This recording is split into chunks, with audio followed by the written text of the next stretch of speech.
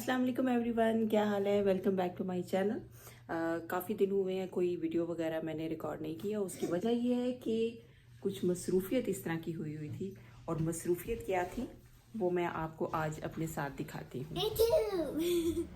तो जी ये देखिए मसरूफ़ियत ये थी कि जी हमारी चल रही है शिफ्टिंग, और उसकी वजह से मैं हुई थी बहुत ज़्यादा बिज़ी, और शिफ्टिंग करना आसान काम नहीं है। तो मैंने सोचा कि मैं आपके साथ भी ये शेयर करती हूँ कि यहाँ पर जो है शिफ्टिंग का सारा सिस्टम, ऑफ कोर्स जो यहाँ पर रहने वाले लोग हैं अमेरिका में वो तो सारा सिस्टम जानते हैं, लेकिन ये वीडियो उनके लिए जो यहाँ पे नहीं है, पाकिस्तान या अमेरिका से बाहर जहाँ भी हैं, तो उनको आज मैं दिखाती हूँ कि शिफ्टिंग यहाँ पर अमेरिका में जो करते हैं वो सारा सिस्टम कैसे चलता है। तो खैर शिफ्टिंग जो मूवर्स थे उनके साथ हमारा अपॉइंटमेंट सेट हुई थी, जो कि जिन्होंने ये सारा सामान जो है यहाँ पर मूव करना था, और उन्होंने हमें दिया था 8 बजे का टाइम, और एग्जैक्ट सुबह 8 बजे उन्होंने हमारा डोर नॉक कर दिया और आते ही बस अपना काम शुरू कर दिया। तो जैसे ये आप देख रहे हैं, ये इसी तरह के जो इनके पास ब्लैंकेट्स होते हैं जिससे ये पूरे फर्नीचर को हर एक पीस को अलग अलग करके उस ब्लैंकेट से कवर करते हैं।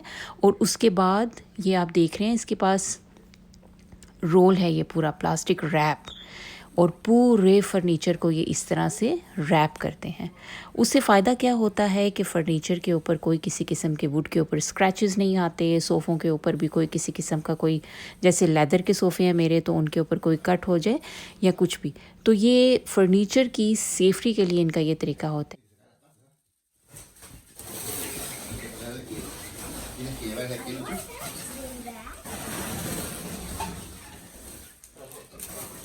और ये देखें जी, अच्छे खासा सोफ़े का साइड 2 सीटर ये था, और उन्होंने उसको रैप करके बिल्कुल पैक कर दिया।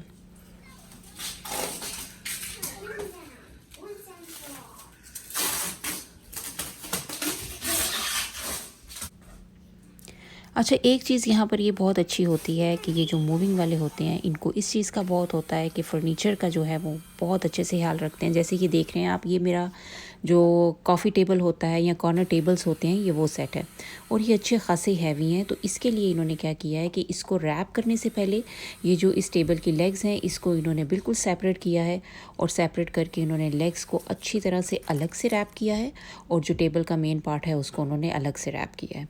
फर्नीचर की सेफ्टी इनका होता है, और फिर जब ये वापस जाते हैं, जहाँ कहीं पर भी ड्रॉप करना होता है फ़र्नीचर को, वहाँ पर जब ये फ़र्नीचर को ड्रॉप करते हैं तो फ़र्नीचर पूरा सेट करके, पूरा दोबारा से असेंबल करके, और जहाँ जहाँ पे आपने रखवाना है उनको आप बताते हैं, वो पूरा फ़र्नीचर सेट करके जो है वो आपको देते हैं। और जाने से पहले ये बात करते हैं कि आप अपना पूरा फ़र्नीचर, अपना सामान, हर चीज़ चेक कर लें, ताकि कोई किसी किस्म का अगर कोई हुआ है तो हम उसको जो है वो कवर करेंगे। तो ये देखें ये कैसे, और हम लोग इतना हैरान हो रहे थे कि ये इतने कमज़ोर से छोटी छोटी एज के लड़के थे, लेकिन इन्होंने अकेले अकेले एक एक पीस बेल्ट के साथ अपनी बैग के ऊपर उठाते थे। और ये देख रहे हैं आप, ये इनके पास बेल्ट्स हैं जिससे ये इस फर्नीचर को उठाते हैं और उठाकर ये ले जाते हैं। और ये मेरा फर्नीचर जो है अच्छा खासा हैवी वाला है, कि मैं सच आपको बता रही हूँ कि ये साइड टेबल्स, मेरा ड्रेसिंग वगैरह, ये हम एक जगह से दूसरी जगह मूव नहीं कर सकते, 2-3 लोगों को मिल के करना पड़ता है। और इनकी हिम्मत देखकर मैं तो हैरान हो रही थी। और यहाँ से ये सारा फर्नीचर पैक करके उठाते हैं, और ये अब जैसे आप देख रहे हैं, ये बस इसी तरह हर एक एक पीस को अलग से पैक करके और ये ट्रक के अंदर लोड करते जाते हैं।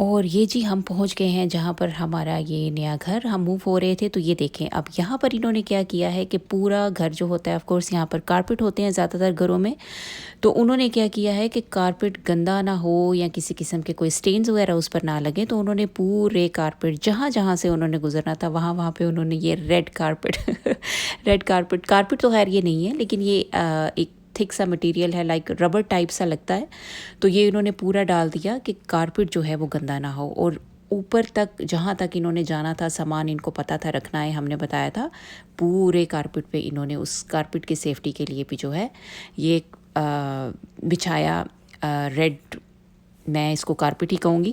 تو انہوں نے یہ کر دیا. اور یہ دیکھیں جی اس طرح سے یہ پورا سامان کھول کے واپس اسے اسمبل کر کے اور یوں سیٹ کر کے دیتے ہیں اور یہ کام ہو رہا ہے. تو یوں جی یہاں پر امریکہ میں پورا سسٹم ہوتا ہے شفٹنگ کا، اور سامان وغیرہ تو ہمارا سارا ایزیلی سیٹ ہو گیا. باقی جو گھر سیٹ کرنا ہے وہ ایک الگ پروجیکٹ ہے جو میں انشاءاللہ آپ کے ساتھ آہستہ آہستہ شیئر کرتی رہوں گی. اور یہ تھا میرے پرانے گھر کا ویو جو آلویز آپ نے ہمیشہ میری کچھ ویڈیوز میں دیکھا تھا. اس ویو کو جو ہے ہم بہت مس کریں گے. میرے بچے اور میں بھی بہت اداس تھے کیونکہ ہم نے ایک ٹائم یہاں پہ گزارا ہے اور دل لگ جاتا ہے. تو خیر اللہ سے دعا ہے کہ اگلی جگہ بھی جو ہے ہمارے لیے برکتوں والی ہو. آپ کو بھی دعاؤں میں یاد رکھتی ہوں اور آپ بھی ہمیں دعاؤں میں یاد رکھیے گا. ملتے ہیں جلدی نیکسٹ ویڈیو میں. سی یو. اللہ حافظ.